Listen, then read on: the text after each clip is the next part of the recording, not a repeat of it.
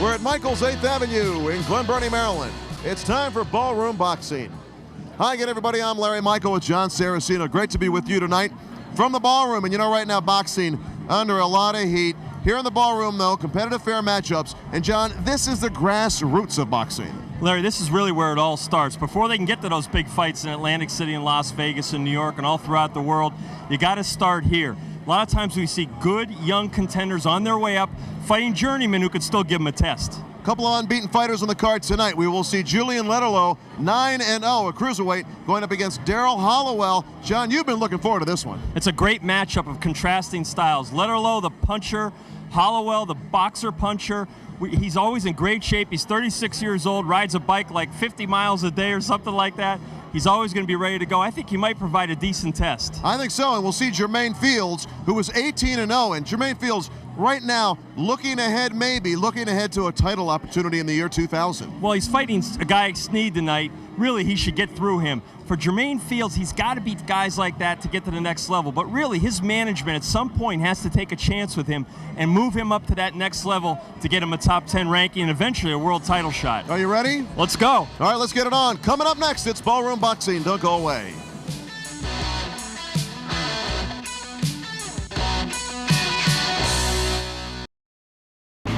Ballroom Boxing from Michael's 8th Avenue is brought to you by Toyota, by WOCT 104.3, by Budweiser Beer, by Geico Direct Auto Insurance, and by the Baltimore Bay Runners.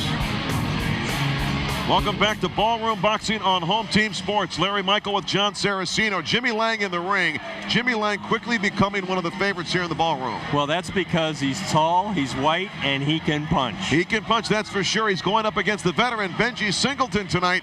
Let's go to Pat O'Malley for the official introductions.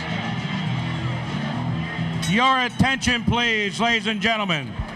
The Maryland State Athletic Commission, Chairman Carlin Milligan Jr., Executive Director Patrick Bonella, along with Ballroom Boxing on Michael's 8th Avenue in Glen Burnie, Maryland. Promoter Scott Wagner, matchmaker Josh Hall, present the 6th-round bout in the middleweight division. The referee in charge is Kenny Chevalier. Judging the bout, Gary Campaneschi, Bill Holmes, and Dodd Risher. Introducing the boxers. Out of the blue corner, wearing the white trunks, weighing 157.5 pounds from Charlotte, North Carolina, with a record of 20, 53, and 4, 14 via the KO. Please welcome Benji Singleton.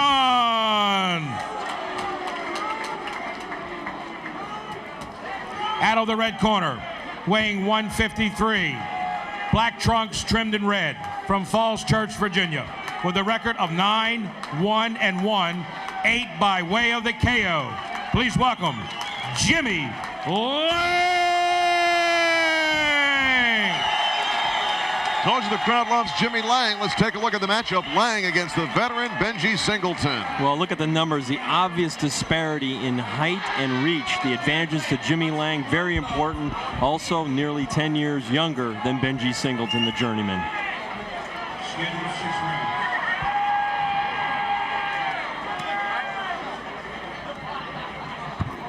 That famous draw with James Johnson here in the Ballroom with Jimmy Lange, one of the probably the most exciting fight ever here at Michael's 8th Avenue. That was some proverbial barn burner that night. Round 1 underway. This battle is scheduled. I always wanted to see that rematch with Lange and James Johnson. You might see it someday. Scheduled for 6. Jimmy Lange and Benji Singleton. Benji Singleton can go 6 rounds in his sleep. Talked to Benji Singleton in the office earlier today before the action got started. He says, I'm here, I'm ready, I'm going to knock him out. The only other thing you need to know about Benji is he always says that right before he fights. And you know what? He usually gives his all. And if you were to look up the word journeyman in the boxing dictionary, you would see a picture of Benji James Singleton from Charlotte, North Carolina. He began boxing in 1993. He'll just get in his car and go anywhere for a fight. Kind of like you. That's exactly right. You're right. And, you know, Jimmy Lange has to be careful here, not get careless against the veteran.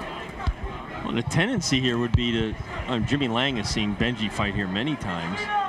would be to play Benji cheap, but I think Jimmy, even though he's young, realizes that Benji's been in there with a lot of different guys, and he can't play him too cheap. Every time Jimmy Lange comes in, Benji Singleton bends at the waist and kind of gives him a body block. Benji, of course, got to find a way to get past that left hand. And right now, Benji being overwhelmed a little bit as Lange got caught up in the ropes. His glove got trapped there momentarily. Good body shot by Lange to the kidney area. And he's not supposed to be able to hit to the back, but if you turn, you got to hit something. Boy, didn't Roy Jones do that to Montel Griffin? Oh, he did it to Virgil Hill. Actually, as well. Virgil Hill was the fight I'm thinking of, yes. That was the shot heard around the world. I was sitting ringside. Sounded like Roy Jones used a baseball bat against Virgil Hill. An incredible one-punch knockout to the kidney area. Benji Singleton smiling at Jimmy Lange. And that shot was blocked by Lange. Difficult fight for Benji Singleton because of the size differential and the skills that Jimmy Lange has, being a boxer puncher. Really, Jimmy a sharpshooter, and thinks he can really outbox Singleton from the outside, and feels if he can break him down, then he can go inside and finish him off with his power shots. Jimmy Lange throwing some power shots early here in round one. Singleton continues to smile at Jimmy Lange. Benji's got to show a little more head movement there, and not backing straight away from a punch like that. That's going to get you knocked out. Now, we've seen Benji Singleton survive against several different types of opponents. See, nice left hand by Jimmy Lange. See, Benji's trying to use, he hit Lange with a left hook there, and another left, as he's trying to use a roughhouse style, which is really, I don't know if that's the best style to fight this fight, but really he's in no man's land with either style. End of round one in the ballroom. Jimmy Lange and Benji Singleton. More coming up after a timeout. Welcome back to Ballroom Boxing. Larry Michael with Jon Saraceno. We're at Michael's 8th Avenue in Glen Burnie, Maryland. In the ring right now, Jimmy Lange in the black and red trunks, going against the veteran Benji Singleton in the white trunks. Jimmy Lange from Great Falls, Virginia, and for those of you not familiar with Great Falls, it's not exactly the kind of area that produces a lot of fighters. No, it is not. Let's just say it's a high-income area. But you know what? Jimmy Lange does not fight like a high-income kind of guy. He really reminds me of a throwback, really. And you know what? With his looks, he could almost star in a movie about an Irish boxer. I mean, couldn't you picture him on the screen? He's doing a good job against Benji Singleton. Yeah, you could. He's got the look. Good left hand by Jimmy Lange. Benji Singleton almost went down. I think we need to go to the replay on that. He did the Pernell Whitaker there. I don't know. His knee almost touched that canvas, and it was from the punch, John. Yeah, Pernell used to do it on his own to avoid punches. Remember how he used to almost squat down and pivot? Oh, yeah. Amazing athlete, Pernell Whitaker. One of the greatest lightweights ever. And right now, Jimmy Lange trying to establish himself as a junior middleweight. And bringing Jimmy along slowly. Don't forget, he turned pro not even 2 years ago. Just 24 years old.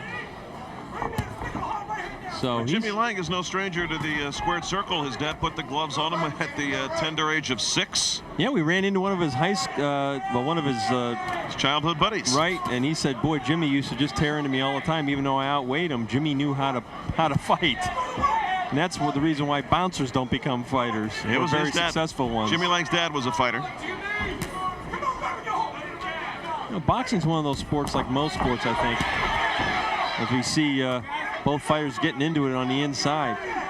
You really got to start early. The best fighters always start early. These guys that pick it up at age 20 or 18, they've got some skill or whatever, but they never turn out to be really the highest caliber fighters. Something about that muscle twitch and the memory. You know, I think, in fact, there was a guy who wrote a book, Why Michael Jordan Couldn't Hit. And that was his whole theory as a neurologist, talking about muscle memory and how that is built in at a very early age, by the age of 8 to 10. And if you don't build it in then, you can never reach your potential, no matter what kind of athlete you are, such as Michael Jordan. Even though Michael Jordan could hit minor league baseballs, he couldn't do it to the level to get him to the majors. Now let's get back to boxing. That's Dr. Jon Saraceno, the psychologist. It was a good book, though, and it also applied to boxing. It had a good chapter on Muhammad Ali. Benji Singleton trying to rough up Jimmy Lange. Round 2 has been completed. Collision at the bell. Back with more Ballroom Boxing in a minute. Welcome back to Ballroom Boxing on Home Team Sports. Larry Michael with Jon Saraceno.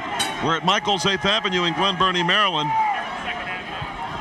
In the ring, Jimmy Lange. This is the 3rd round going up against Benji Singleton. John Scheinman, how do you have it scored through 2? Well, this is a shutout, 20-18 for Jimmy Lange. There's 2 sides to professional boxing, offense and defense, and so far Singleton's only trying to execute one of them, defense. He's picking off almost everything that Jimmy Lange throws at him, but he never strikes back. He never makes him pay for a miss. He's just out there, you know, he's acting as a sparring partner so far, and unless he turns it on, he's going to come away with a 6-round loss. Thank you, John. What do you think, Jon Saraceno? Well, 20-18, I agree with the esteemed Mr. Scheinman, and you know what? He's being outclassed. Let's face it, he is not going where Lange is going, and that is in the upward direction. Benji Singleton going down.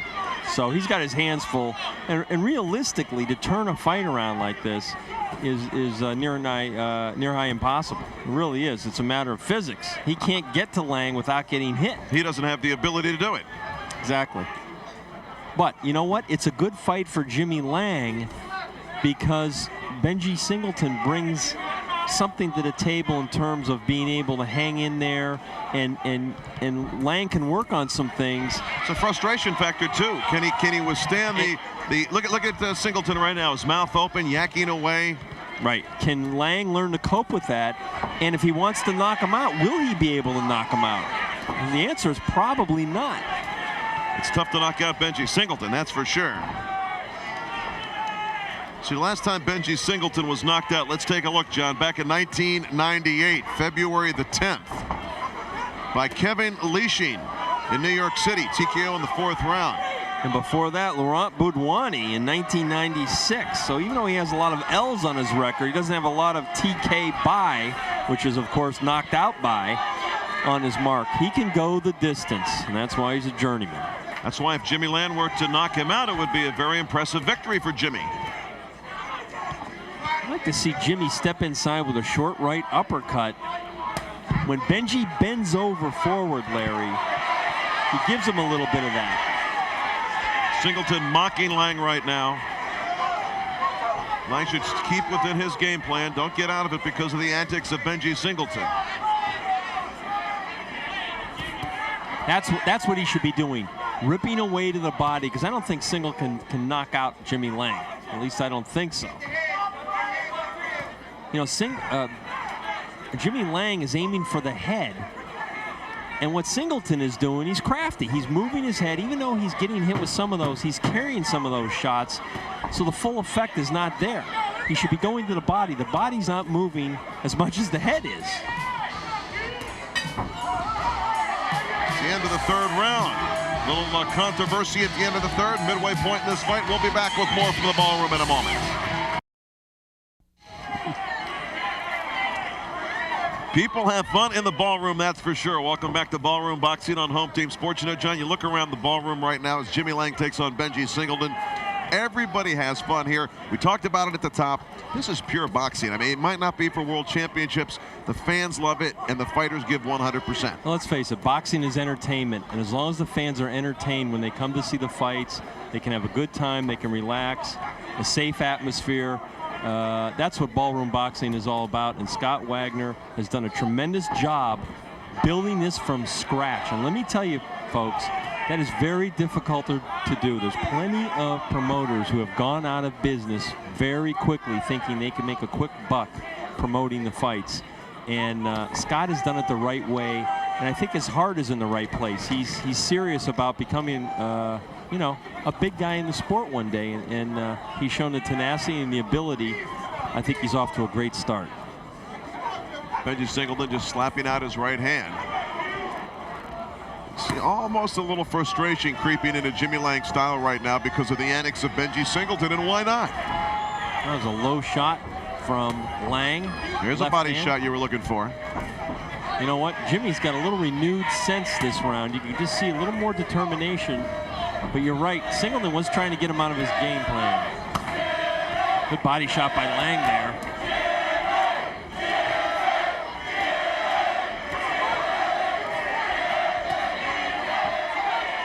Crowd chanting for Jimmy Lange. Good right hand by Jimmy. Once again, Singleton showboating a little bit. Right there, Larry. Keep going to the body, push him off, stick the jab in his face. I'd like to see Jimmy hook off the jab a little bit more, too. Again, he's still learning how to fight. And you see Singleton finally trying to mount some offense here, Larry, in the 4th round. I've got him behind 30-27 after 3, with Lange sweeping the first 3 rounds unofficially in our card here at ringside.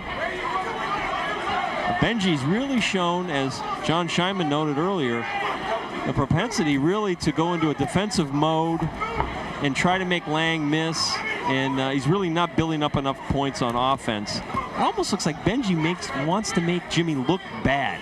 That's the sense I get from this. He knows he can't win the fight, so let me see if I can make this guy look bad. All right, taking a look at him, saying, this young kid, you know, what's he done? And Jimmy Lange looking down at us. Scores a pretty good shot. He is a little frustrated. You can tell by what he said to us, huh? Well, now he's going to the body. He's got to do that. He's got to go to the body more to get Benji to drop those hands, and then he can hit him with a shot upstairs. Good body shot by Jimmy Lange. Good round by Jimmy Lange, the 4th round. 2 more to go. This fight scheduled for 6. We'll be back with more from the ballroom in a moment.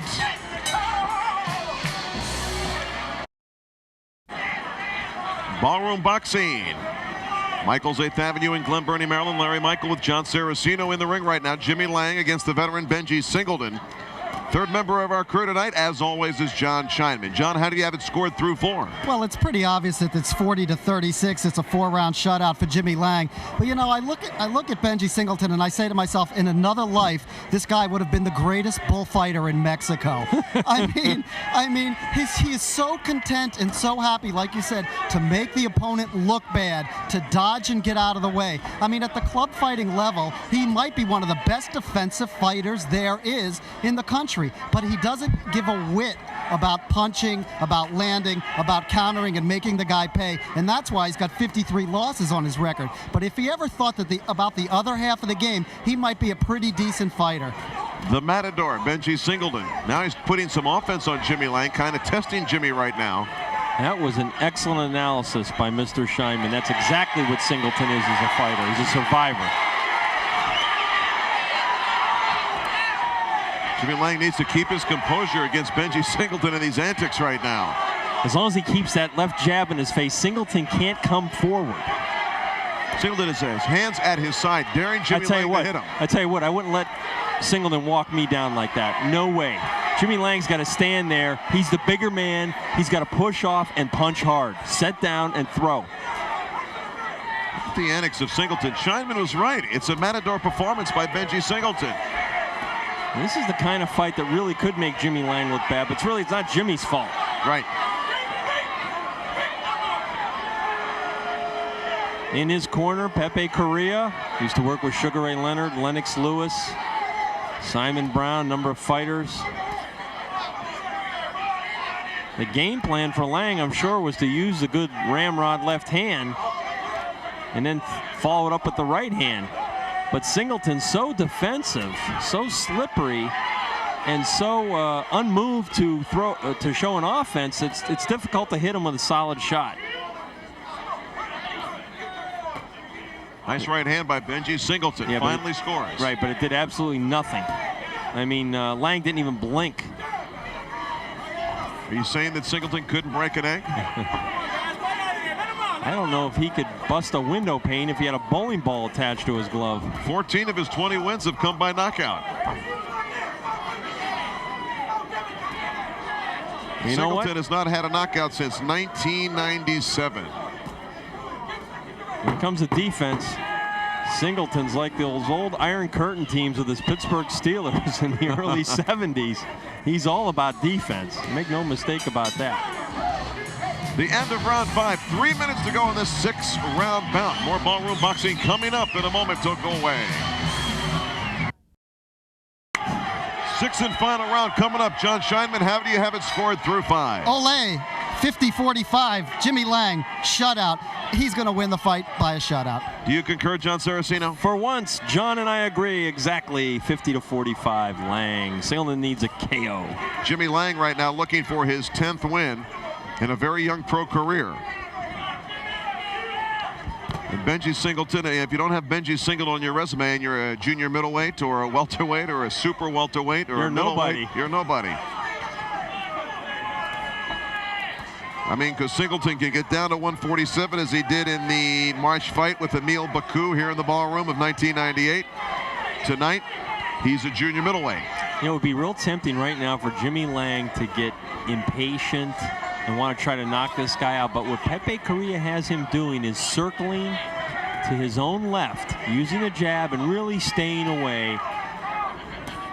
I guess figuring that if Singleton somehow lands a prayer from heaven, he doesn't want Lange to be on the end of it. If I were Lange, I'd be very frustrated right now, and I'm sure Jimmy is. But you know what? You just put this one in the record books, you get your 7th win, you go home, and you forget about it. He's a smart, well-schooled kid, John. I don't think he's going to get frustrated. I think maybe a little frustration creeped in midway through the fight because of Singleton's tactics, but he immediately recognized that he can't control Singleton. He can only control himself.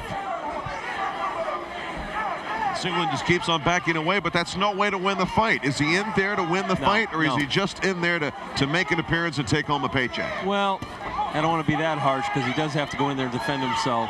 But you know what? He's in there to survive. There's no question about that. He's not there to win. So I'm saying he's not in there to win the fight. No. He's there to survive and to come back another day, whether it's in South Carolina, Maryland, Georgia, Florida, or wherever, and get on somebody else's card and fight. But you know what? Hey, he earns a living, some kind of a living out of it. You left Pennsylvania and North Carolina off that list. And Hawaii, Alaska. Anywhere up and down the East Coast. I'd like to see Mr. Lange add that uppercut to his arsenal. I think he could have used it with some effectiveness tonight on the inside against a smaller fighter. Well, this fight will certainly break our string of knockouts so far tonight in the Ballroom. And Jimmy Lange is going to box his way to a very easy and convincing victory over the veteran Benji Singleton. I'd like to see Benji at least throw a wild right hand here and try to knock him out. Maybe that's what he's, oh, there it is. He did, got him on the side of the head. Jimmy Lange in a little bit of trouble here, trying to protect himself. The shot to the back of the head might have connected, but that was it for Benji Singleton. He waited till the last 10 seconds of the last round to mount any offense. So Jimmy Lange apparently victorious here in the Ballroom, a workmanlike performance against the journeyman Benji Singleton. We'll be back with more Ballroom boxing after a timeout. Don't forget the next Ballroom boxing event at Michael's 8th Avenue in Glen Burnie, Maryland, January 27th. Year 2000. For more ticket information, call 410-766-7474 or check us out on the web, www.ballroomboxing.com. Let's go to Pat O'Malley. Your attention, please, ladies and gentlemen. We go to the judges for a unanimous decision. Judge Holmes scores it 59-55. Judge Risher scores it 59-54. And Judge Campaneschi scores it 60-54. And the winner, by unanimous decision, Jimmy Lange. Jimmy Lange victorious in the Ballroom. Fan favorite here at Michael's 8th Avenue in Glen Burnie, Maryland. Benji Singleton raised his hands and gets a good round of boos. But Jimmy Lange takes home the victory. And let's send it to Jon Scheinman with the conversation with the winner, Jimmy Lange. You know, Jimmy, anytime that you come out of a boxing match with a W and you've barely been touched, it's a good feeling. But in fighting a guy like Benji Singleton, does the frustration begin to seep in? No, I was working on things. I knew what I was looking at when I came into the fight. Swings wild every once in a while. He's a veteran. I was just working on different things, and no, I was not frustrated. Stuck to my game plan. You know, one of the things I said during the bout was that I think at the club level, he is one of the best defensive fighters that I've seen out there, but he doesn't have any offense. What do you learn fighting a guy who's acting like a matador? Exactly what I just said. Be patient. Stick to your game plan. Don't get frustrated and swing wild, because the only way he can get you is if you make a mistake. Let me bring in Pepe Correa here, the trainer of Jimmy Lange, to evaluate the performance for us. Excuse me? Evaluate the performance for us. I'm very pleased with it. He stuck to the game plan. Let me tell you something. When you're working with guys like Glenn Johnson and Michael Warwick and Teddy Reed, I don't think you should have to worry about anybody. And that's who we prepared him with. He stuck with the game plan in the gym, using the jab. I'm not worried about anything as long as Jimmy Lange stays with the jab and stays with the game plan. So top flight sparring gets you ready for anything. No question about it. Jimmy Lange winning again. Let's go back to ringside to Larry and John. Thank you very much, John Scheinman. You know, Jimmy Lange is now 10-1-1, John. What do you think the path should be for Jimmy Lange in the year 2000? Well, they're going to take him easy. You know what? The one thing he might have going against him is, as a junior middleweight, he's very tall and rangy. You don't see a lot of junior middleweights that kind of a size. He could have problems down the road with a guy who is going to be a little bit shorter, muscular, who will try to bull him around the ring. That's why you hear Pepe Correa say, we got to stay with the game plan, which is the jab, to keep those guys off. Well, good sparring for Jimmy Lange pays off with victory number 10 as a professional. More Ballroom Boxing coming up from Michael's 8th Avenue. Welcome back to Ballroom Boxing. This is Larry Michael with Jon Saraceno. As always, we're in the ballroom at Michael's 8th Avenue in Glen Burnie, Maryland. For ticket information to Ballroom Boxing, call 410-766-7474. Ballroom Boxing's a knockout. The next fight in the ring, and so is Pat O'Malley. Your attention, please, ladies and gentlemen. The Maryland State Athletic Commission Chairman Carlin Milligan Jr., Executive Director Patrick Manella, along with Ballroom Boxing on Michael's 8th Avenue, Glen Burnie, Maryland, present this 8-round bout in the lightweight division. The promoters, Scott Wagner, matchmaker Josh Hall. The referee in charge will be Gary Campaneschi. Judging this bout are Kenny Chevalier, Bill Holmes, and Malik Waleed. Introducing the boxers.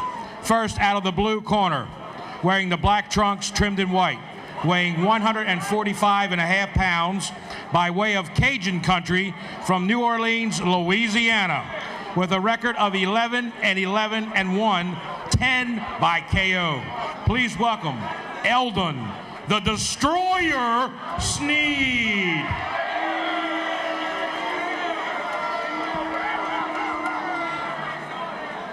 Out of the red corner, wearing the gold trunks, weighing 140.5 pounds. He is from Landover, Maryland. His record, a perfect 18-0, 15 by knockout. He is one of the Fighting Fields brothers. This is Jermaine Fields. Jermaine Fields 18-0, certainly climbing up the ladder. Heck, he's on the ladder right now, trying to get to the top. Let's take a look at the matchup. Fields against Eldon Sneed. Well, a couple of junior welterweights, and Fields is on the ladder. He's 5'9", Sneed only 5'5". And you know what? Sneed weighed in at 145, Larry, and Fields only at 136.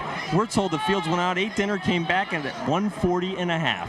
So Jermaine Fields looking to get a knockout here. I think anything short of a knockout would be a disappointment, but we hear that Sneed has quite a swing, just like his Uncle Sam. Or was that JC? Round 1 underway. Fields' last fight came right here in the ballroom. Knocked out Theon Holland in the 5th round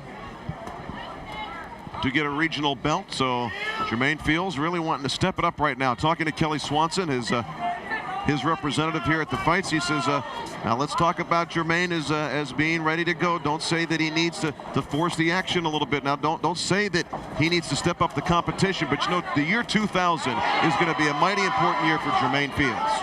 Well, I think he does need to step it up. He's clearly a talented fighter, and to his detriment, he's a southpaw, because you're not going to find a lot of guys who are going to want to fight Jermaine Fields with his style. But you know what? You got to move him up and maybe take a couple of chances. And I don't think they're going to be risky chances. Certainly if you're the manager, you're going to make the match that's in your fighter's best interest. But fighting a guy like Sneed really doesn't do a lot for you, except for that it keeps your fighter on his P's and Q's a little bit. It gets him in training and it gets him to the fight. Big left hand by Jermaine Fields. I like the idea of fighting consistently, even if the opponent isn't the top world rank opponent. Yes. Because to get to the point where you're fighting the top ranked opponent, you've got to be your sharpest. And the only way to stay that way is to fight often. And you got to fight all styles, manners, and forms. And certainly Fields has done that since he turned pro. Really, I guess it'll be 3 years in January. So really it hasn't been a long process for Jermaine Fields. But he just has so much talent. that we'd like to see him fight a little better caliber opposition. Well, 27 years of age, Jermaine Fields from the Washington, D.C. area, certainly on the cusp of something big. They got hit with a right hand there. Very good defensive fighter, Jermaine. Lou Duva was with us at ringside last time Jermaine fought. He absolutely loved the style, the technique, the balance of Jermaine Fields. Eldon Sneed from Louisiana. He's got to find a way to get inside that long jab of Fields. And that's not going to be easy because Fields falls with a straight left-hand power punch. And you see it digging it down to Sneed's body. Oh, another right hand by Sneed right on the button of Sneed trying to rough up Fields a little bit here, rough him up inside. And that's how he's got to fight him, Larry. Even though he's going to take more punishment that way, that's his only chance to win the fight. He can't stay on the outside against Fields. Fields has too much boxing ability. Would just box his ears off. He's going to have to take some chances. Fields turning up a notch here in round one. That's a good opponent for Fields. Sneed has faced some pretty good competition. Yeah, he's been around. Terrence Coughlin, the former Olympian, beat Sneed back in 1997 and 1998. The unbeaten Vivian Harrison. Down goes Sneed. There's a short left hand. Good combination punching from Jermaine Fields. Sneed has been knocked out in 3 of his last 5 fights. Referee Gary Campaneschi taking a look. Campaneschi, one of the better referees in the area. The round has concluded. Concludes with Jermaine Fields knocking Sneed down with a straight shot. We'll be back with more Ballroom Boxing after this. Welcome back to Ballroom Boxing. Larry Michael with Jon Saraceno in the ballroom at Michael's 8th Avenue. Jermaine Fields with the knockdown in the first round. Looking to keep his unbeaten streak alive at 18-0. And as often happens, the knockdown occurred not because Fields was looking for a knockdown and he was trying to blast away at his opponent, but he set it up with his good basic skills, and that really started with the jab. Double jab, left hand. Tell you what, Jermaine Fields looks very, very sharp in this fight to me. Sharper than he's been in the last couple of fights we've seen him. Looks quicker, just all around, just sharper. Well, sometimes I wonder if a fighter can get motivated when he knows he's so much better than the opponent. And let's face it, Fields knows that his management is being very careful with him. I think a lot of fighters you see fight better if they think there's some kind of a threat in front of them. I think Fields will continue to improve and even look better against better opposition. Once again, Sneed doing some good work to the body of Jermaine Fields. Gary Campaneschi warning Sneed for shots south of the border. Well, let's be honest, too. Ed Sneed is 11-11 with 1 draw. I thought you were going to say 11-11-11 for a second there. So he should be able to dominate in this fight. And you see right now the mixed up footwork as Fields is stepping with his right foot on the left foot of Sneed, which of course happens because you've got an orthodox a right-handed puncher against a southpaw. And Fields will use that to his advantage. He'll step on his feet all night. Oh, good body shot by Sneed right down the middle, hitting Fields in the stomach. Fields has really been the aggressor, busy in this fight. But I tell you what, give Sneed credit. He's trying to make something happen, and you know what? He's at a physical disadvantage. Oh, Fields is really going to work, Larry. Sneed's got to get off the ropes. Very impressive. Got to get off the ropes. I have one too. Yeah, I hate to say this is a glorified sparring session. Now we're going to get a warning, a low blow by Sneed to Jermaine Fields as Fields takes a knee. He's up. Referee Campaneschi seeing if he's okay. He's going to give him time to comport himself, as much time as he needs. Now, John, we've seen this situation played many, many times. Yeah, usually when Andrew Galata's in the ring. and right now, Fields is obviously in pain. And the rule is he's got as long as he needs, or does he have 5 minutes? It might be 5 minutes. It might be 5 minutes. But you know what? I don't think he'll need 5 minutes.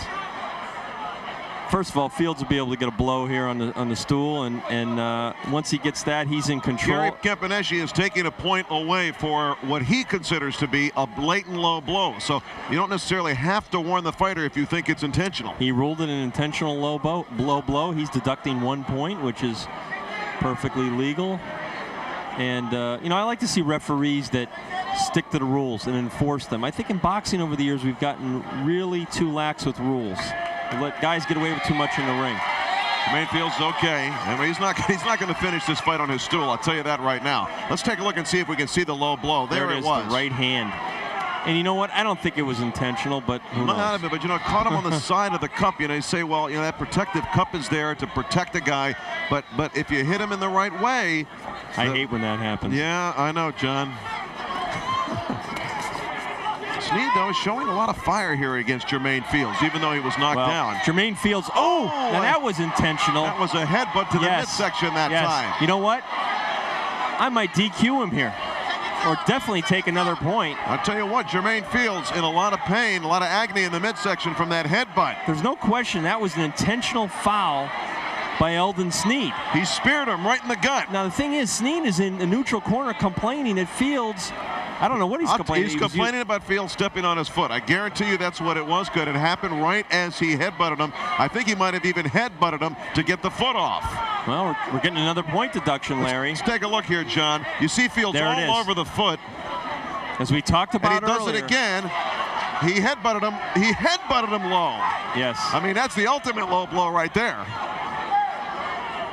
Well, you know what? I think Fields is going to close the show right here. I really do. I feel sorry for Eldon Sneed. I think he's a little upset, do you? I'm glad we're ringside. And you see, that's the thing, though. You got to keep within yourself if the knockout does not come. I heard that somewhere before. Yes. Closing moments of round 2. This seems like a marathon round, and Gary Campanesi has to step in. We'll be back with more Ballroom Boxing after a timeout. Welcome back to Ballroom Boxing. Larry Michael with Jon Saraceno.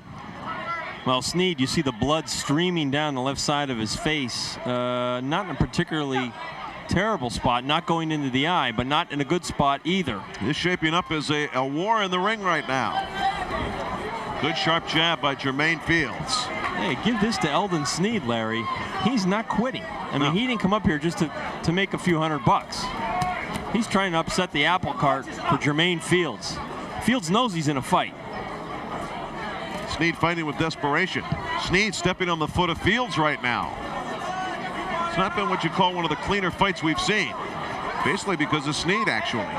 Well, Fields was using that right foot. And let's face it, he fights a lot of orthodox fighters. He knows where their feet are positioned. Oh, the blood really beginning to flow from that eye of Eldon Sneed right now. That uppercut with the right hand busted it open even more. Another good body shot by Jermaine Fields. I tell you what, every time Jermaine goes to the body, he really makes the fight a lot easier for him. Huge left hand by Fields. Oh, Sneed fighting back off the ropes, though. Fields just misses with the left hand. That would have been huge. When Jermaine goes to the body, Sneed then has to defend himself and drop his gloves, and that's when Fields could really get the knockout, Larry. Beautiful combination by Fields to the head and body of Eldon Sneed. That's a low blow by Jermaine Fields right there, trying to pay Sneed back a little bit. Yeah, he got warned, too, by Campanesi. Good shot by Sneed, stops Fields in his tracks. Well, this has turned out to be a fairly interesting fight, considering Fields has really dominated through the first 2.5 rounds. Inside, Fields does not want to be in the corner there, does he? Tell you what, if I'm Sneed, I'm loading up on those lead right hands right now. That's the only way he can win the fight. Huge right hook by Jermaine Fields. Jermaine Fields is just putting on a boxing show right now. Total technician in there, just breaking Sneed down punch by punch. A lot of blood from the eye of Eldon Sneed. Left hand just misses. Great ripping body shot by Jermaine Fields. Big left hand, and Sneed turns away. The fight is over. Well, that's basically saying I quit. Let's face it, when you turn your back on a fighter, that's saying you had enough. And you know what?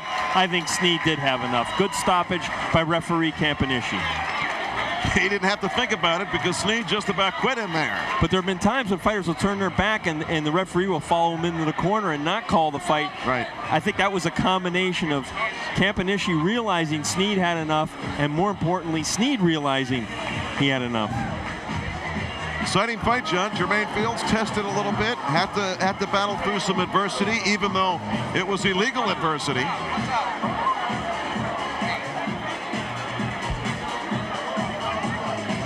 Jermaine Fields victorious. He runs his record to 19-0. What do you think of Jermaine Fields down the road?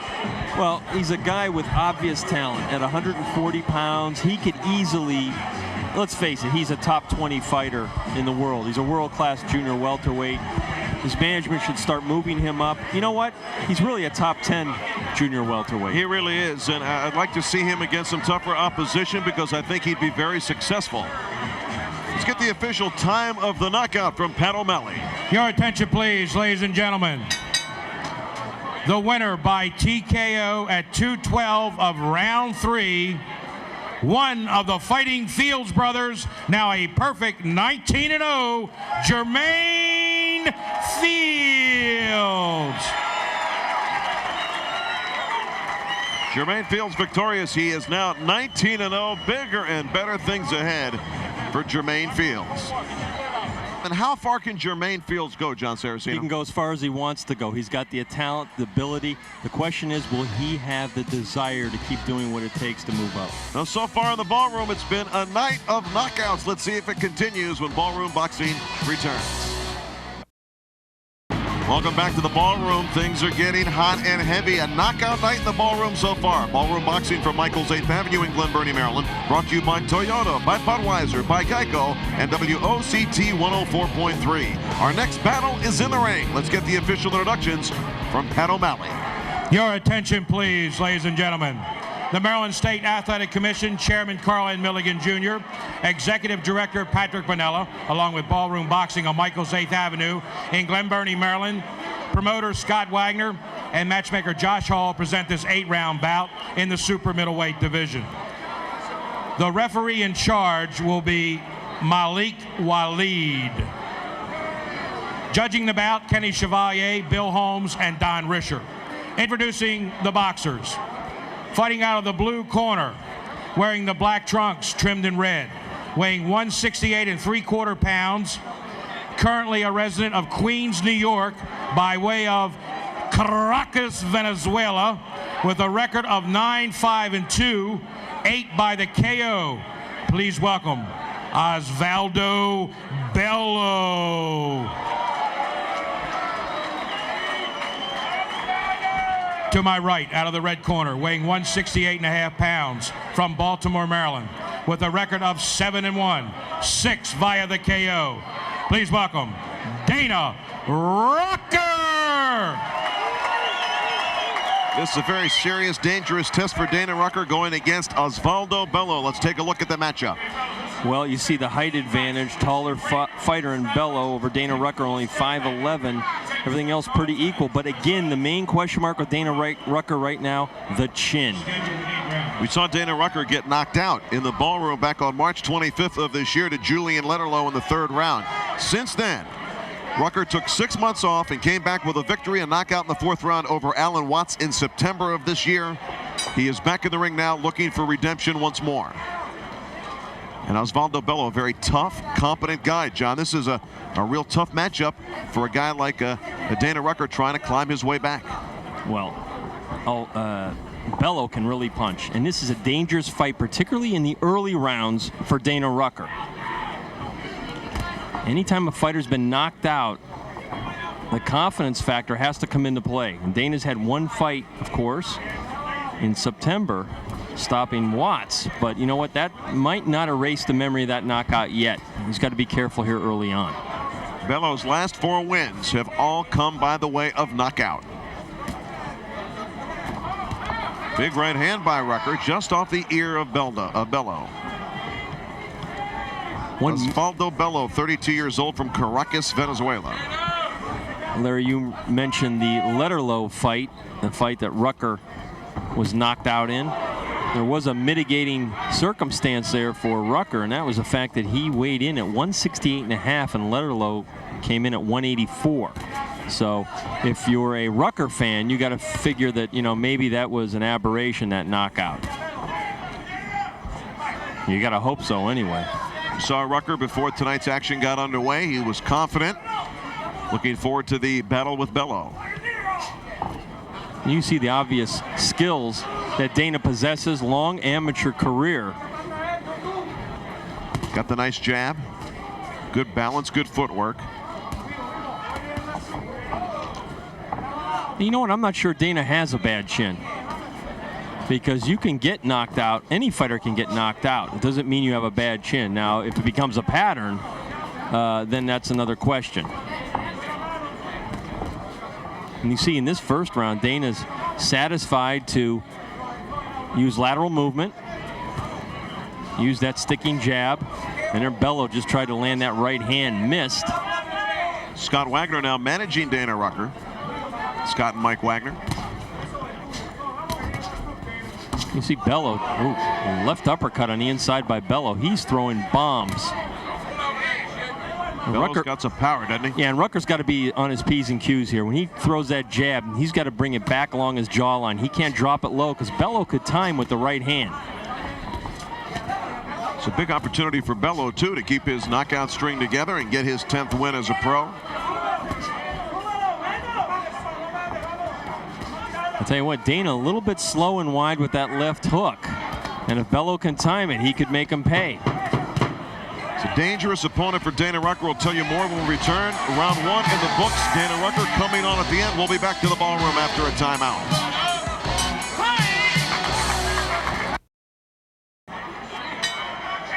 Welcome back to Ballroom Boxing. Larry Michael with Jon Saraceno. Good body shot by Dana Rucker to get round 2 started. Osveldo Bello on a pretty good winning streak, but if you went back to the mid-90s, he went through a pretty rough time, John. Well, he's fought a succession of fighters coming up, and he was stopped several times in the early 90s, and then actually got a shot against Bryant Brannon, who would later go on to fight Roy Jones for the World Super Middleweight Championship. Brannon would lose that fight, but Brannon stopped Bello in 4 rounds. And a couple of years later, he fought Joe Gotti, brother of Arturo Gotti. Managed to stop Joe Gotti, but it's been a real up and down career for Bello. 9-5-2, but good power with 8 knockouts. Makes him a dangerous fighter at this point for Rucker. Good body shot by Dana Rucker under the left arm of Bello. Rucker beginning to let loose a little bit with some power shots, John. Well, Rucker's really got to set up his power off his boxing ability. He's not going to be a pure puncher. That's not his game. And you can even see the way he throws the left hook. Not a lot of natural power. But you know what? He's the kind of fighter that's going to wear down his opponents. Big right hand by Bello, and down goes Rucker. I tell you what, Larry, it was really a glancing blow. I tell you, Rucker's stumbling all over the corner. He's really hurt. He's been short-circuited by that right hand of Bello. Let's see if Rucker's going to be okay. He says he's okay. I don't think he is. That shot glanced off the right cheek. Malik Waleed lets it go on. Rucker needs to stay away or hold on. He should not let this fight go. That's a good move by Rucker to try and hold on. He is seriously hurt, and he's got to hold, Larry, until he can clear his senses. You know what? Bello just swinging out of his shoes. You know what? I think Rucker's clear again. Nice left hand by Bello. Rucker needs to stay away and clear his head. Good left hand by Dana Rucker. Doing the right thing, holding on. It's now time to raise the question marks about Rucker's chin. Well, you said it earlier. It became a habit. Good sharp right hand by Rucker. Good left hand by Rucker. Bello slapped him away. That wasn't really a punch. It was more of a push. Bello stalking Rucker. He knows he's got this guy a little bit shook up here. I think Rucker's got his legs back right now. Got to watch out for that right hand. Big mouse. Under the left eye of Dana Rucker from that right hand shot delivered by Bello. And Rucker keeps hitting Bello at will with the left hook because Bello keeps dropping his right hand, particularly after he punches. He's even throwing lead left hooks. Rucker almost thought about turning southpaw. Rucker making a nice turnaround in this round right now, John. Yeah, Bello's got to get that right hand up and start protecting his face. He's really taking a beating with that left hand by Rucker. Rucker going to the boxing route after going to the canvas. Right hand by Bello off the forehead of Rucker. And round 2 in the books. Not a good one for Dana Rucker. Welcome back to the Ballroom. Check us out on the web, www.ballroomboxing.com. Take a look back to action. The single right hand shot, putting Dana Rucker down. Sneaky shot, you're right. See, it did hit him on the side of the head. It was a temple shot. Yes, and often that will disrupt the fighter's equilibrium, and that's apparently what happened with Dana Rucker. Rucker, though, coming out with a new resolve here in round 3. This fight is scheduled for 8 rounds. Super middleweights. John Scheinman, how do you have it scored after 2? Well, I gave Osveldo Bello the first round as well as the second by 10-8. I have him up 20-17. You know, real briefly, we're talking about what the knockout by Julian Letterlough might have done to Dana Rucker. I was ringside for the comeback bout against Alan Boogaloo Watts, and he was almost out on his feet in the first round from a Watts right hand, and he had to really gut down deep to win that fight. Well, I've got Bello ahead 19-18. You gave the first round to Rucker. 10-9. Okay. Long way to go in this fight. Rucker has regained his senses after that short circuit knockdown. Let's see what the call is here. We have one of the one of the pieces of hair from the head of Dana Rucker. The dreadlocks are whipping Bello. What is the doctor doing up there? The doctor's up there trying to look in Rucker's eyes. What's he doing up there? That was pure maintenance for the hairdo of Rucker. I think they gave him a rubber band or some kind of a Brett. If that's your thing. John, you were the one with the long locks, not I. But I am Brettless. Speaking of Brett Conway here tonight, the place kicker for the Washington Redskins. A timeout by Malik Willie. He wants the corner of Rucker to do something with those dreadlocks. Actually, I think Rucker may have been complaining that the dreadlocks were coming down and blocking his vision. He was motioning to his corner, tie these suckers up. Got a rubber band there. We got a rubber band man there standing by with the hookup. I wonder if Shannon Briggs has this problem. Well, Lennox Lewis certainly doesn't. Well, you got to punch enough to be able to have that problem. Touche. Saraceno with the body shot. All right. The coif has been taken care of. And round 3 resumes. Rucker with a good left hook, twice with it. Boxing being the way it is, now I'm starting to wonder if they didn't intentionally let his hair fly down so he could have a little extra rest after the knockout round, a la Angelo Dundee. Let me tell you something. Rucker's found something with the left hand right now, John. Yeah, well, that's what he's got to work behind. Because Bello's going to have a heck of a time getting inside if Rucker keeps jabbing and showing lateral movement to the right and the left and keeps circling Bello. Bello's not a fancy Dan. I mean, he wants to knock your head off. And kind of in a weird way, that knockdown might have helped Rucker get his mind on this fight. He was kind of nonchalant through the first couple of rounds, then got nailed with that right. Fighting much better here in round 3. You know, if you can't get through these fights, you're not going to go anywhere as a professional fighter. You got to clean up in the club show circuit. And these are big fights for a guy like Dana Rucker. Absolutely. As you mentioned, John, great amateur career for Dana Rucker. It doesn't necessarily mean he's going to have a great professional career. No, oftentimes it does not translate. Oh, good right hand by Bello. Knocked the sweat off those dreadlocks. Nice ripping body shot by Bello. Amateur boxing is so much different than professional boxing that you can't even compare them. They're almost like 2 different sports. They really are.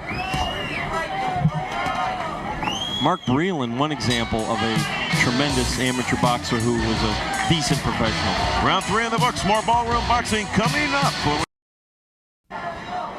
Good comeback round in the 3rd for Dana Rucker. Larry Michael with Jon Saraceno. Ballroom boxing on Home Team Sports. Hey, John, how do you have it scored through 3? 28 for Dana Rucker and 28 for Bello. Got it even. Bello with the knockdown of Rucker in the 2nd. This fight is scheduled for 8 rounds. I know our unofficial judge, Mr. Scheinman, has... Well, let's ask John. How do you have it scored through 3, John? Well, I thought Bello won the first round. He landed the power shots. He deserved to win the round. 29-27, Bello. Well, you're entitled to be wrong. Round 4 underway. Good right-left combination by Dana Rucker. You know I love you, Johnny. Another nice combination by Dana Rucker. Rucker boxing more on his toes more than he's been in the past, John. Well, again, this is a style that's going to give Bello the most fits. But I tell you what, Bello is really solving it fairly well. You know why? Because he's jabbing his way in, Larry. He's not just trying to hit Rucker with big bombs, even though he had him down. And you know what? Bello's got pretty nifty movement for a guy who you would think is a knockout puncher. I mean, he can box, too. It's not like this guy's a big, tough guy who's trying to slug it out with you in there. He's actually shown some skill tonight and has been elusive in his own right at times. Now, Rucker's been able to clean up. There's that left hook that he's really been able to hit Bello at will with tonight. Rucker moving, hitting and moving once again. The question is can Dana Rucker continue to move and box like this for the majority of the fight? I think he can. He looks like he's in great condition. He needs to work on that right hand, though. Kind of a slapping right hand. Yeah, he doesn't turn it over in a classic sense. Bello continues to move forward. Rucker doing a good job moving, picking his spots. Promoter Scott Wagner thought when Josh Hall, the matchmaker, made this fight, this is the kind of fight that Rucker would grind down Bello eventually and win the decision. And really, it's kind of turning out to be that type of a fight. And it's very close at this point. We're in the 4th round. Rucker doing a very good job with the jab right now and the left hook. Right hand, not much of a weapon, though.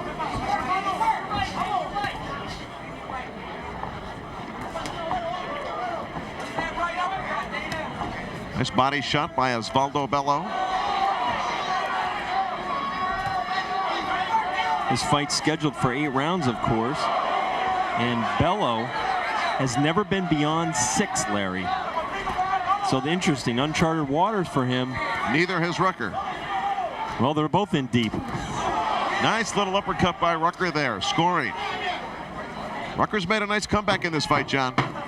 Yeah, you know, he could have really gotten discouraged with that knockdown and kind of mentally quit. But you know what? It's really, as you suggested before, it seems like it's toughened his resolve and really sharpened it. Been right through this 8-round battle. We'll be back after this. Back with more Ballroom Boxing from Michael's 8th Avenue in Glen Burnie, Maryland. Ballroom Boxing brought to you by Toyota, Budweiser, and by Geico Auto Insurance. Larry Michael with Jon Saraceno.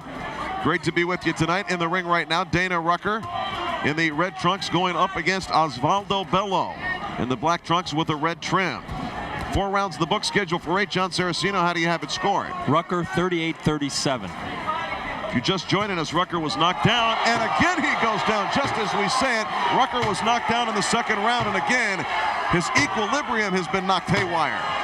Right hand right down the pipe. Man, every time it looks like he's done a good job. You know, looking up here at Bello, he kind of reminds you of Roberto Duran from the side a little bit. And now he's going to stalk Rucker like he was Ray Leonard. Big right hand by Bello put Rucker down. Another right hand. He's hurt, Larry. Left hand. Let's see Malik Waleed looking to step in. Stepping in to separate the fighters. You know what? That last right hand, if the ropes weren't there, Rucker's going down and through the ring. Rucker needs to hold on right here. Big right hand again by Bello.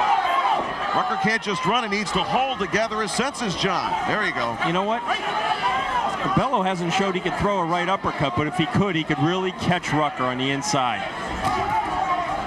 Once again, Rucker showing some heart, battling back, coming off the canvas. Diving in with the left hand, Bello. I think that last knockdown split the lip. See some blood from the mouth of Dana Rucker. Rucker in all kinds of trouble right now in the 5th round, trying to just survive the round. This is going to be a 2-point round unless something happens really good for Dana Rucker. Rucker with a left hand and Bello slowing down a bit here. I'd like to see Bello go to the body a little bit more. He's going to expose his head that way, but you know, he's got fairly good upper body movement. He could slip down and get inside and work the body. Rucker. Another right hand, just off the mark. You know what? Every time Rucker gets hit with the right hand, even though it's not flush, he seems like he gets shook up. Yeah. Huge left hand that time shakes up Rucker. Yep, that wobbled his legs, Larry. Rucker having a hard time right now with Osveldo Bello. This has turned into a very interesting bout. Another big left hand by Bello, who's discovered the left hand here in round 5. Rucker sticking with the game plan, double up on the jab, drop the right hand in, throw the left hook. It's been working for the most part, except for when he gets hurt, which of course has been several occasions. 2 knockdowns in this fight for Bello, coming in the 2nd and now the 5th rounds. Well, Dana Rucker's got some heart, though. I mean, he's just about out on his feet earlier in the 5th round. And look at him now on his toes trying to gather himself again. But a big round for Osveldo Bello. Right now, Dana Rucker knows he's fighting for his boxing life, so to speak. Rucker staggers to his corner. We'll be back with more ballroom boxing after a timeout. Taking a look at the action, the knockdown in the 5th round. It was a wide open right hand by Osveldo Bello, who thought the fight was over. He was hoping it was over. Quickly, let's go to Jon Scheinman and check the Geico Direct scorecard. Well, that was surely a 10-8 round. Osveldo Bello now commanding lead in this fight, 48-45 over Rucker. I don't think this bodes well for Rucker's future in boxing. He just can't seem to take shots. And, you know, I think he'd like to be a power puncher if he could, but he just can't stand in there, and he's in trouble again. Big right hand by Bello. Long way to go here in the 6th round. Well, I've got Rucker hold on. Right, Larry, I've got a little bit closer. Bello 47-46. I've got Rucker still alive in this fight, but you know what? He's getting hurt every time Bello fires a power shot. Rucker might have to put Bello down to turn the tide in this fight. Bello fighting with supreme confidence right now, having put Rucker down twice.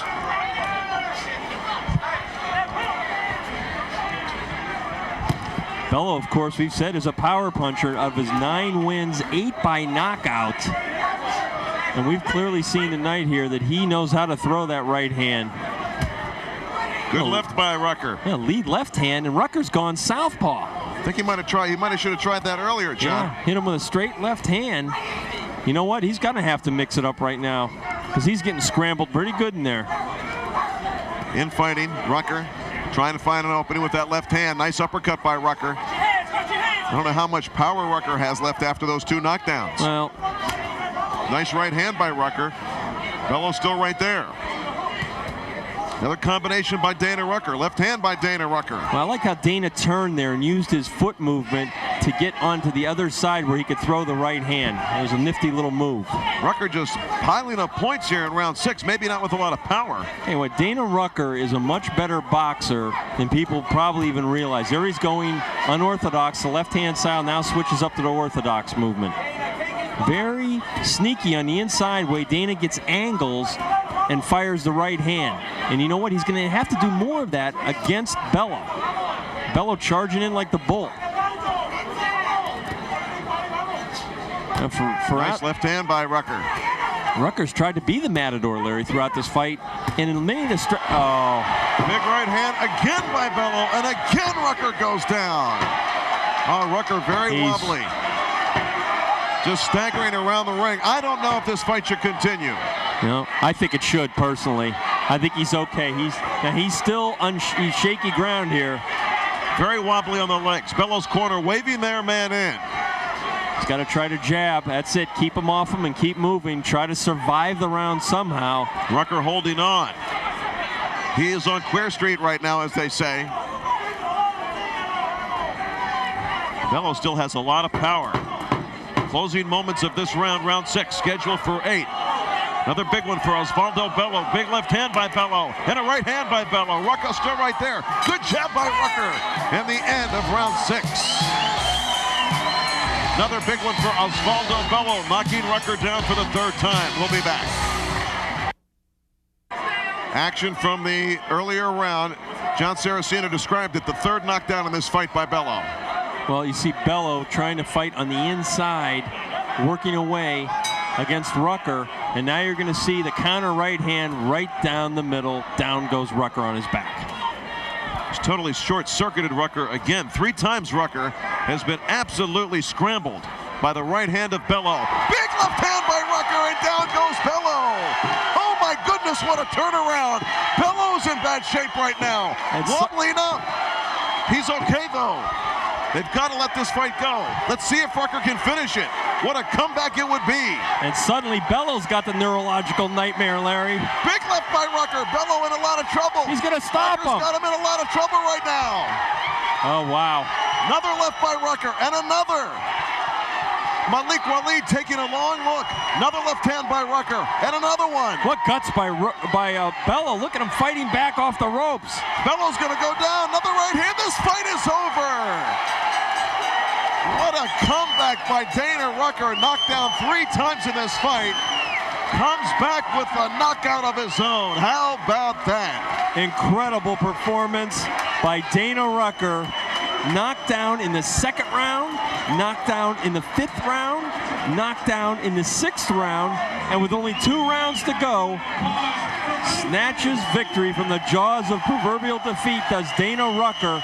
And Rucker's legs aren't quite under him still from the knockdowns. Look at him. I think he's walking on air because you know what? He really shouldn't have won this fight, but you know what? He found a way to win the fight, and he never quit. Even though he was down, Dana Rucker never quit in this fight.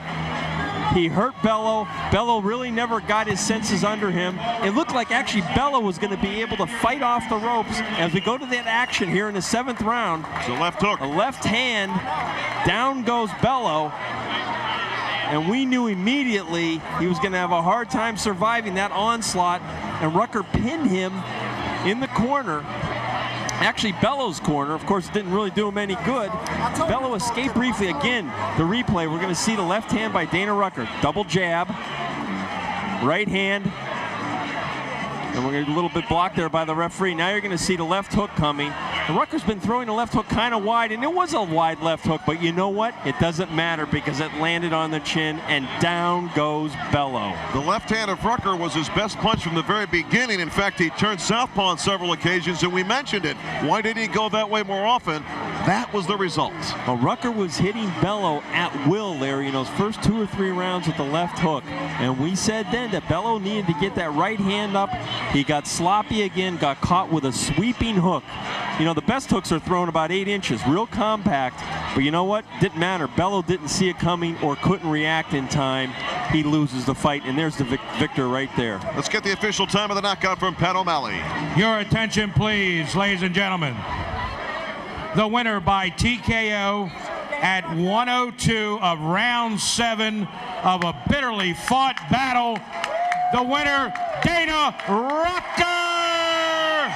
Dana Rucker comes off the canvas not once, not twice, but 3 times to knock out Osveldo Bello in the 7th round. What a turnaround. Well, Bello still on his stool being administered to by his corner. I think he broke his nose. And there was the left hand, clear view of it. Yes. They are holding his nose, blood pouring out of it.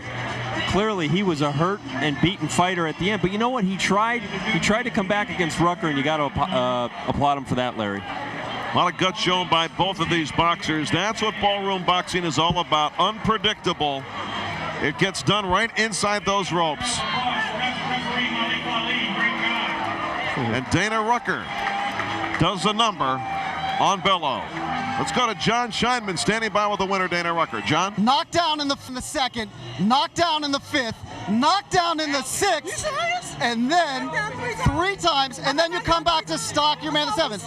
Well, obviously you don't even remember what's happened. Tell me about the knockout, the stoppage that you made with the left hook. Well, if I knew what hit me, he would never drop me. It's the shots you don't see that drop you. I have no idea what he hit me with. Well, you were put down 3 times. Let me. You sure? What you did too? 4. We have a little unsureness here, but it was 3.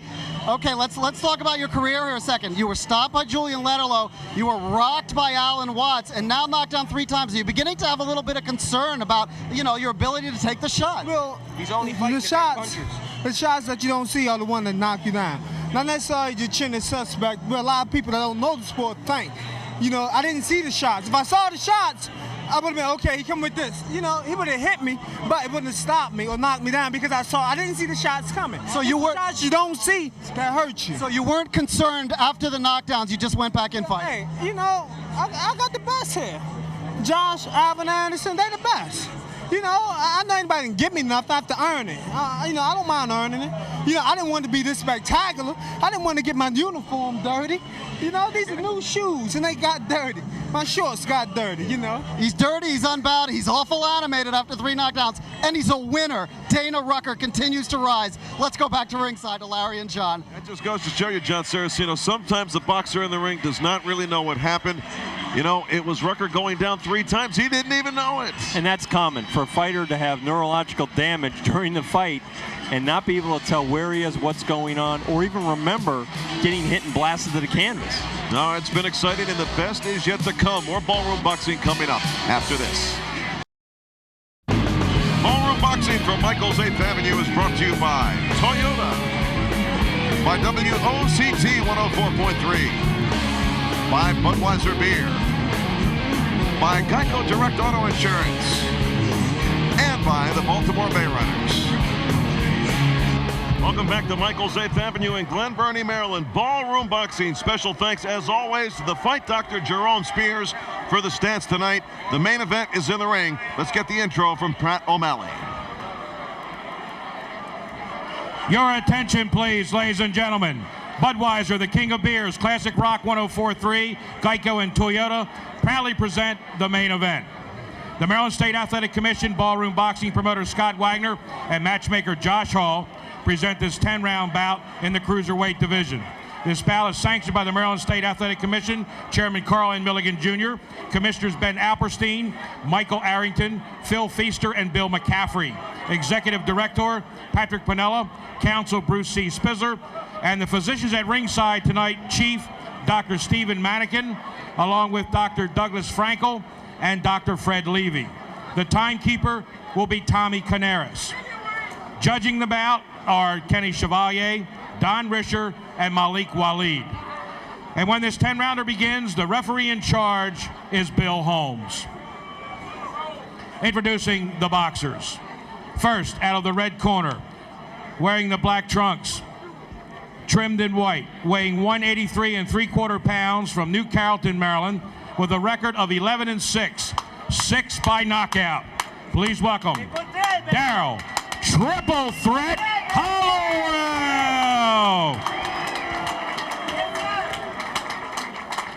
Out of the blue corner, wearing the solid black trunks, weighing 184 pounds from Harrisburg, Pennsylvania, with a perfect record of 9-0, all by the KO.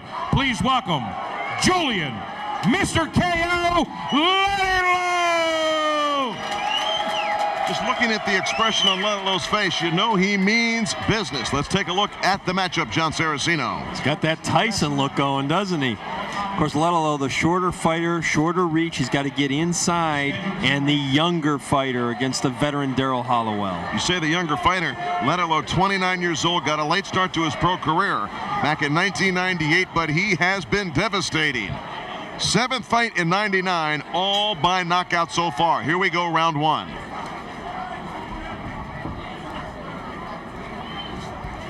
This fight is scheduled for 10 rounds, and we've seen Darryl Hollowell many times here in the ballroom. As you said in the open, John, he is remarkably well conditioned.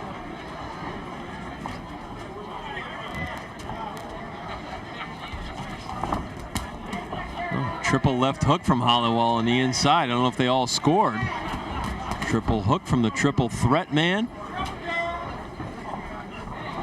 And you see Letterlough trying to stalk him down, and that's not where Hollowell wants to be on those ropes. Last time out for Letterlough, October 29th, the 3rd round knockout of Eric Davis, so he has been active. Letterlough displaying those fast hands. One thing about Darryl Hollowell, despite his 38 years, he is conditioned for the long haul. I mean, he's a maniac when it comes to conditioning. He's unbelievable. Bikes 60 miles a week, runs at least 25, in the gym 6 out of 7 days. He's an exercise freak. And you know what? He needs to be ready against Julian Letterlough. 9-0.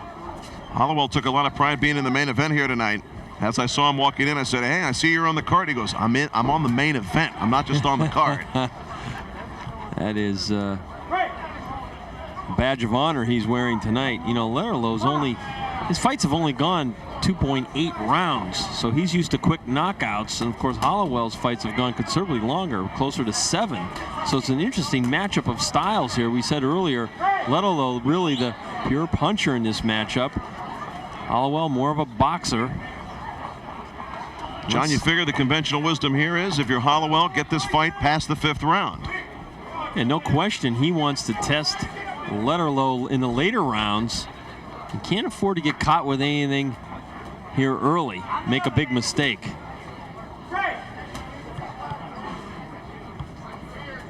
Letterlough not sweating, neither is Hollowell. Neither one of these fighters warming up very well before this fight, John. They both look a little bit dry, but I don't think it's going to matter at this point. They both look like they're into the action. Letterlough does have that Tyson-like look, doesn't he? He really does. Of course, he's a little bit of a copycat here with the. He's got socks on though, Larry. I see little white socks peeking up. Tyson doesn't wear socks. He's only got the black shoes and the black trunks. But certainly he does favor Tyson from a physical standpoint, at least to look at. Hollowell got a nice little left hand in there when he was up against the ropes. Round 1 coming to a conclusion. This fight is scheduled for 10. Letterlough and Hollowell. Round 2 is next. Welcome back to Ballroom Boxing, brought to you by Budweiser, Toyota, by Geico Direct, and by the Baltimore Bay Runners. Larry Michael with Jon Saraceno. We're at Michael's 8th Avenue as always. A reminder, the next Ballroom Boxing live event here at Michael's 8th Avenue will take place on January the 27th. It's a Thursday night, year 2000. For more information on tickets, call Michael's at 410-766-7474. There's a real feeling out round for Letterlough in that round. In fact, I gave it to Hollowell, and I expect Julian to really kind of turn it up here in this second round, apply a little more effective pressure on Hollowell. Well, really not letting his hands go from a distance, John. He's waiting to get close, not working his way in. Good point there. He had him pinned on the ropes, but couldn't make him pay there. He's got to do more of that. He's on the outside, trying to get past Hollowell's jab, and of course Hollowell continued to use the lateral movement and trying to stay away from Letterlough. Letterlough, good left hook, but partially blocked by Hollowell. See Hollowell, what he's doing, Larry, he's moving to his right, moving to his left. He's really not allowing Julian to get set with those big hands of his. Letterlough from Harrisburg, Pennsylvania. See, Hollowell doesn't want to stand in front of him like that. He's got to keep moving. Hollowell really not showing a lot of power behind his punches either. He needs to gain some respect from Letterlough. Well, he's really been unable thus far, we're only through a round and a half maybe, to find an effective way to work on the inside, getting on the inside. He's not punching when he's in punching range. Hollowell showing great movement here, and it's working pretty well. There's a single lead right hand followed with a left to the body. And again, part of that is dictated by the fact that Hollowell does have an advantage in reach. Letterlough just swinging wildly, leaving himself wide open for Hollowell. And it's a significant advantage. 75.5-inch wingspan from fingertip to fingertip for Hollowell. 67.5 inches for Julian Letterlough. That's something he's got to overcome. And of course, being 5'8.5", he's used to that. You know, John, I'm not predicting that Letterlough will not unload with a bomb, but Hollowell doing what he has to do so far to keep Letterlough off balance. He's fighting a good fight, good strategic fight. And Letterlough kind of cooperating here. Can't quite solve the style, Larry. There you see the kind of movement Tyson used to have. Similar anyway. I wouldn't exactly say it's exact, but that rocking, almost a peekaboo style. Really, Letterlough not really using the pure Tyson style from the 80s, but almost mimicking him. You see he's wading in. Head first, another good round strategically. Good boxing shown by Darryl Hollowell. Round 2 in the books. Back with more in the ballroom in a moment. Welcome back to Ballroom Boxing on Home Team Sports. Larry Michael with Jon Saraceno. Let's go to our third member of our crew, John Scheinman, with a look at the scorecard. John? Well, I very rarely score an even round, but I thought that second round was even, and I've got Hollowell up 20-19. It's a very close fight, real tactical. Nice right hand by Hollowell. Hollowell didn't like the shot to the kidneys from Letterlough.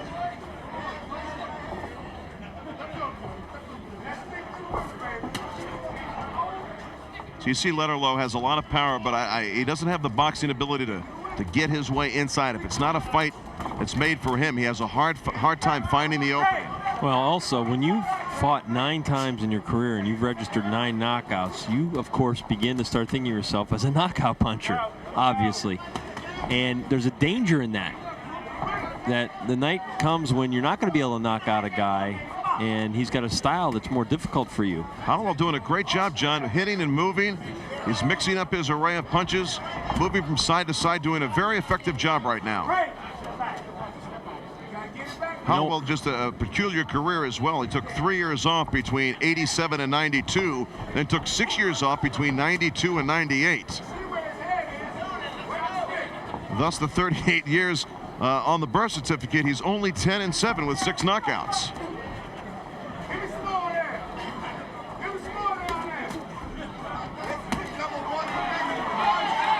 Hollowell has Letterlough up against the ropes. Now, this has been Hollowell's fight so far. You know what? If I manage our friend here, Letterlough, I'm not sure I have him get in the ring with Hollowell, because this is not the right kind of style for him. Now, you're going to tell me, well, gee, he's going to have to fight sooner or later. Yeah, Hollowell's 38 years old. Why Right. would he be afraid of Hollowell? Not that he's afraid of him, but you know what? Sometimes, depending on your fighter, and you got to know your fighter better than anybody else. Maybe that's why they made the match. A certain style with a young fighter could give him a lot of problems, and this style is giving him a lot of problems. Hollowell's doing a great job. See, you're seeing Letterlough get frustrated now. He's just starting to wing his shots in an undisciplined manner. It's only the 3rd round. Nice right hand by Hollowell. Letterlough's got to break him down to the body more. He's doing a little bit of it.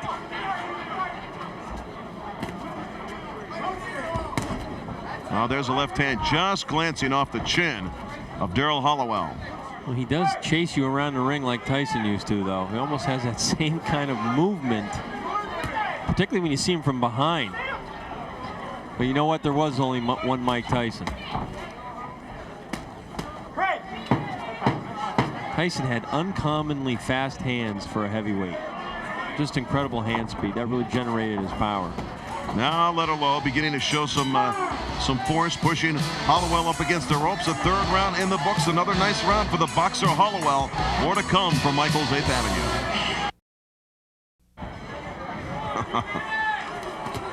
Welcome back to Michael's 8th Avenue, the main event. Darryl Hollowell in the black trunks with the white trim going up against unbeaten Julian Letterlough. Letterlough, the knockout artist, 9-0 with 9 knockouts. Jon Scheinman, how do you have it scored? 30-28. Darryl Hollowell has got 10 points in every round. You know, here's bringing the old chestnut out of the dusting it off. Styles make fights, and this is the kind of thing where a pure puncher like Julian Letterlough doesn't have what it takes to adapt to what Hollowell's doing, because all he can do is come forward and land big shots. And when he's forced to adjust, if he doesn't have a second thing that he can go to, he's in for a long night. What do you think, Jon Saraceno? I've got a shutout after 3 rounds in favor of Hollowell. This fight is scheduled for 10 rounds, however, so a long way to go here. I believe Hollowell's been 8 a couple of times. Last time out, 2 of his last 3 fights against Courtney Butler and David Washington, both here in Maryland.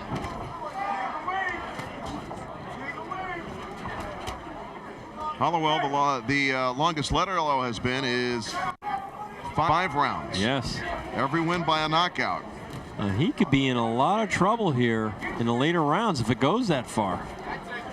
And you know, Hollowell, the workout freak that he is set for the long haul.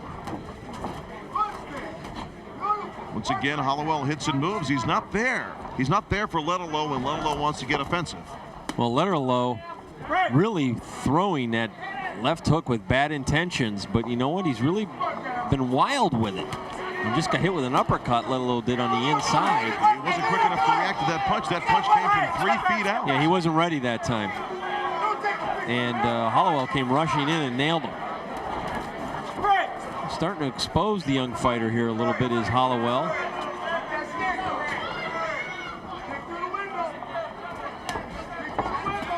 Letterlough has Hollowell up against the ropes, which is where Hollowell does not want to be. Hollowell, of course, we've said before, is going to be 29, I believe, next week. Letterlough, excuse me. Hollowell's 38, so Yes. neither one of these fighters are what you would call young fighters. But Letterlough is young in terms of his boxing experience, and right now it is showing. Julian Letterlough, born on Christmas Day.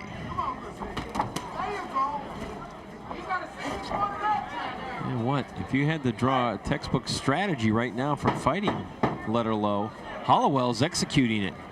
Maybe not the greatest crowd-pleasing fight, but certainly effective for Darryl Hollowell. Hey, he's here to win the fight. Who is controlling the tempo and the momentum. Back with more from the ballroom.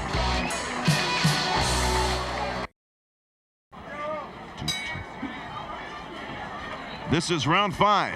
Cruiserweights, Darryl Hollowell in the black trunks with the white trim, going up against Julian Letterlough, the knockout artist, in the black trunks. Tell you what, Hollowell's getting very sloppy there, throwing uppercuts from way on the outside. Very dangerous maneuver, almost showing no respect for the younger cruiserweight.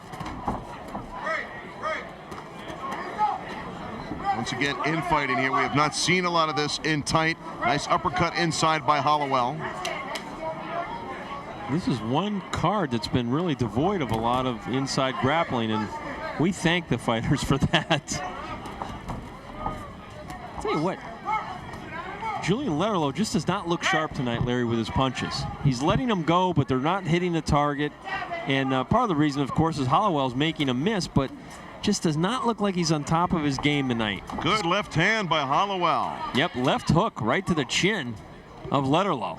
John, I would have to disagree with you. I will play the role of Jon Scheinman and disagree with you. I think that Hollowell is making Letterlough look bad. Nice uppercut by Hollowell. Yeah. Moves back. He is fighting a tremendously smart fight right now. I agree with that. But what I'm saying is, when Letterlough is punching, he's not hitting the target, and not all of that is his opponent. He just does not look sharp. But you're exactly right. The other guy is making him miss and pay. So I think it goes hand in hand, or glove in glove. Good body shot by Hollowell, then moves away. The furthest Julian Letterlough has ever been is 5 rounds. He won a knockout. So if this round ends, it would be the longest fight Letterlough has ever been in. To me, when you have a fighter who's 9-0 with 9 knockouts, and he's got this little Tyson thing going on, no matter if it's real or not, you don't have him get in the ring with a guy like this. You just don't. I don't care how old Hollowell is. The fact that is, he's always in good shape and he comes to fight. And his style, it's not a good style for Letterlough. When you're building a guy, you don't need a fight like this. A little blood from the nose of Julian Letterlough. Tavis is just walking around the ring. He has no idea how to cut the ring off with Hollowell. No, he doesn't. And he's being exposed here right now. He happened to nail Hollowell with a lead left hook over there a moment ago, but really his punches are few and far between and not a sustained attack.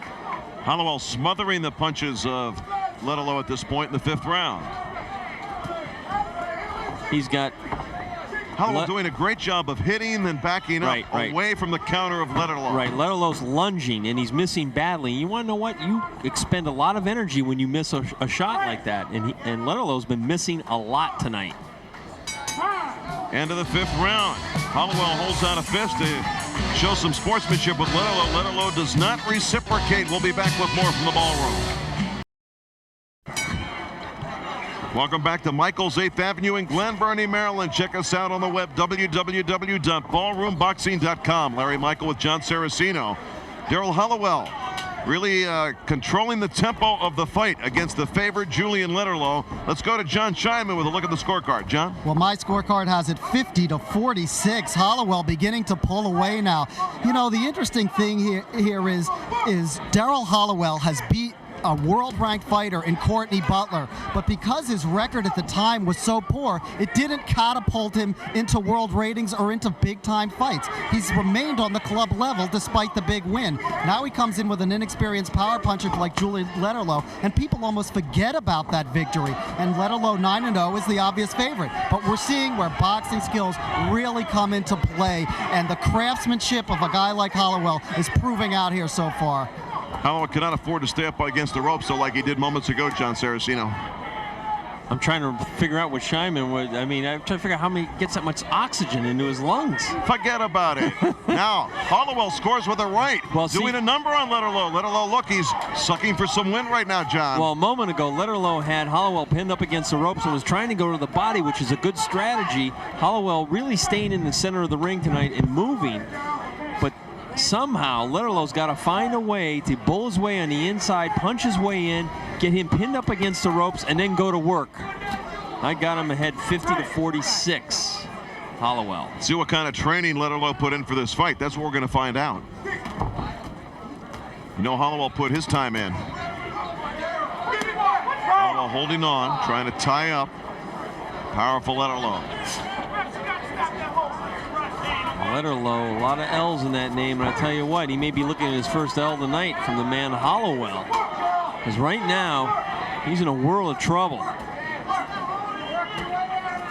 He's going to need, the way this fight is going, unless he got some kind of beneficial scoring from the judges, he's going to need a knockdown, a knockout. It's a tough fight to score, though, John, because of the hit and move tactics of Hollowell. Depends on how you view it. Well, it's going to be hard for me to believe that the judges are not going to have Hollowell ahead at this point. But you know what? You do never know. We've seen before. Some judges like the more powerful fighter, but really Letterlough has not connected any punches. He's not landing. It's effective aggression, which means landing cleaner, sharper punches. Hollowell goes down mysteriously. Speaking of which, that was a sneaky punch. Hollowell is down.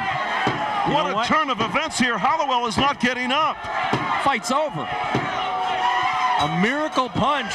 Should we call it the phantom punch? I'm sure he got tagged. Come from behind victory for Julian Letterlough. Must have been some kind of a body shot, Larry. We were blocked off from seeing.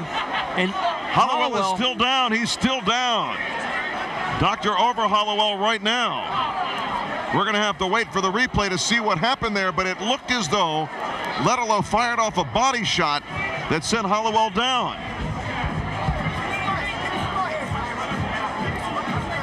Hollowell is hurt. He is still down. They're trying to get Hollowell to a seated position. Kenny Chevalier here at ringside, one of the judges, had Hollowell. Let's take a look, John, see if we can see what happened. Hollowell was cruising right along in this fight. Keep an eye on Letterlough. Body shot. That left hand, Larry. Another body shot inside. Letterlough's hands are free. There was the left hand right there. Right to the jaw. It didn't look hard enough to really, you know what, why is this guy still on the canvas from a shot like that? I don't know, John, but they're a little concerned about him. They've got oxygen in the ring. Oh my God. It didn't even look like the kind of punch where the fighter would be knocked down from, and now we've got a serious situation here at ringside with the doctors and medical unit emergency technicians into the ring to take care of Darryl Hollowell from New Carolyn, Maryland. Hollowell in some deep trouble right now. We will not speculate with what's going on, but we do see the paramedics in. It looks like they're going to give him some oxygen. Let's see if we can get a better look at it. We see Hollowell landing a right hand off the head of Letterlough. Letterlough trying to press the attack, and it's going to come up right about here. It's a left hand right there to the jaw. Yeah, right on the point of the chin, which it was a delayed reaction shot. Now they have Hollowell up on a stool. That is great news. And Hollowell is up. That is great news to see Darryl Hollowell up. Right on the point of the whiskers. A jarring blow that can make the brain rattle inside the cranium. Tell you, quick inside left hand. It did clip the jaw of Hollowell. It's a very short, tight punch. And when you're a puncher, you don't need much room to lay into a guy. Taking another look at it here now. Coming up. Watch the left hand. That's the punch right there. It did snap his head. It really did snap his head. When we were sitting here live at ringside, it didn't look like that kind of a shot. Oh, good news. Darryl Hollowell is okay. That's good news. But it took a while to revive Hollowell from that left hand right to the jaw. So the power bears out. What a strange occurrence. And once again, a fighter way behind on the scorecards, at least on Ken Chevalier's card. He had him Letterlough down 4 rounds to 1. We had a similar score on our card, 50-46 unofficially. See if we can take another look at it here. Right when Hollowell comes out of the corner, he's hit with a left hand coming up right there. Yeah. Hard to see because Bill Holmes had screened, but that connected with the left hand, and Hollowell went down. Let's get the time from Pat O'Malley. Your attention, please, ladies and gentlemen. The winner by KO at 255 of round 6, still undefeated at 10-0, all by knockout, Julian, Mr. KO Letterlough. We'll be back with more Ballroom Boxing after a timeout. Well, tremendous left hook, putting away Darryl Hollowell in a very difficult fight for you, Julian. Tell me about the knockout for starters. Well, I wasn't really looking for the knockout. It was just constant work. I wanted to be busy. I wanted to just work, just constant punches, downstairs, upstairs, and it just happened to be a left hook upstairs that knocked him out. From our perspective at ringside, we were wondering whether it was such a good idea to put you in the ring with such a crafty veteran like Hollowell, and he gave you great difficulty. What do you think of having a fight like this? I think it does a lot for my career moving upwards. For people to see that I'm not just a one-dimensional fighter. I can fight slicksters. I can fight guys who are just straight up and down. I don't want you to just put somebody in front of me who you think I can beat. Put me in front of somebody who's got experience, who can fake me out, make me miss, and frustrate me.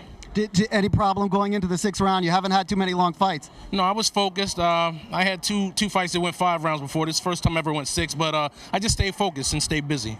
Tremendous knockout power. Julian Letterlough, 10-0, 10 KOs. Thank you. All right, thank you very much, John Scheinman. Hey, a devastating knockout by Julian Letterlow, huh? And in that interview, you heard why fighters should not be managers. He said he'd fight any kind of a style, really the wrong kind of a fight tonight for Julian Letterlow. Hey, a lot of knockouts in the ballroom tonight, John. Well, how about that comeback from Dana Rucker, down 3 times in the fight, rescues himself with a late round stoppage. It was the kind of night that boxing fans really like to watch. All right, folks, a reminder, January 27th, year 2000, next live show here at Michael's, 8th Avenue in Glen Burnie. For John Scheinman and Jon Saraceno, I'm Larry Michael. We'll see you next time for Ballroom Boxing from Michael's 8th Avenue.